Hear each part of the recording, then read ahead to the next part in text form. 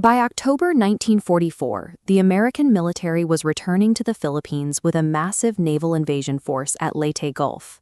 For Japan, stopping this advance required a desperate gamble.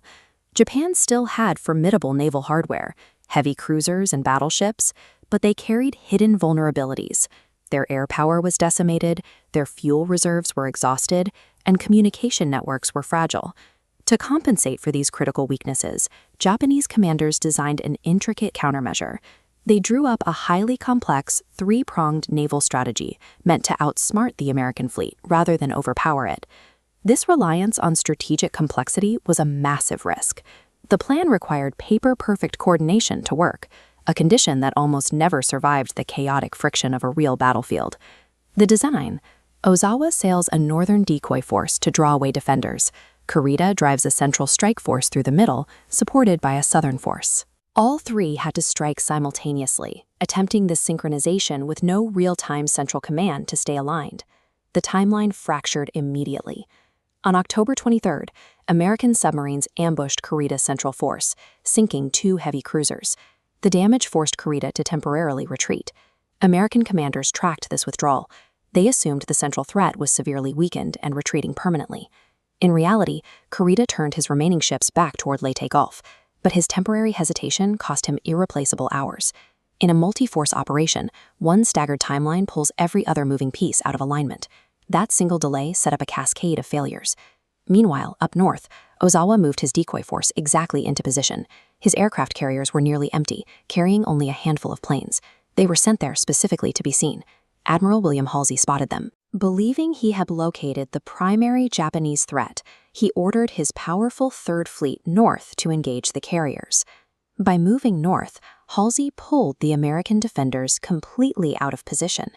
The critical San Bernardino Strait was left wide open and unguarded, and Kurita's central strike force was moving directly toward that massive opening. But Kurita was entirely cut off from the outside world by radio failures. He had no idea the path was clear.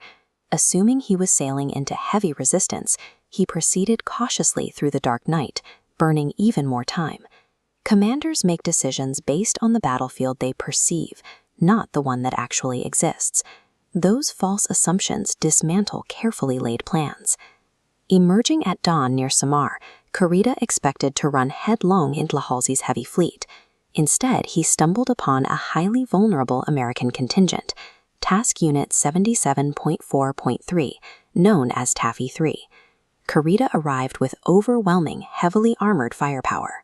His column included heavy cruisers and massive battleships, including the Yamato. Taffy 3 had absolutely no armor to match that.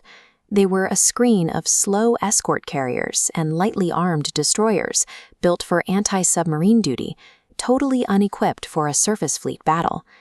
The desperate Americans reacted instantly. Rather than retreating, the small, outgunned destroyers charged straight into the teeth of the Japanese formation. They utilized total chaos to survive. They dumped thick smoke screens, launched unguided torpedoes, and scrambled unarmed aircraft for dummy attack runs. Surrounded by smoke, incoming torpedoes, and swarms of aggressively diving aircraft, Commander Kurita completely misread the chaotic situation. He concluded he had triggered an ambush by a massive, heavily armed American fleet. Raw aggression and visual chaos project an illusion of strength.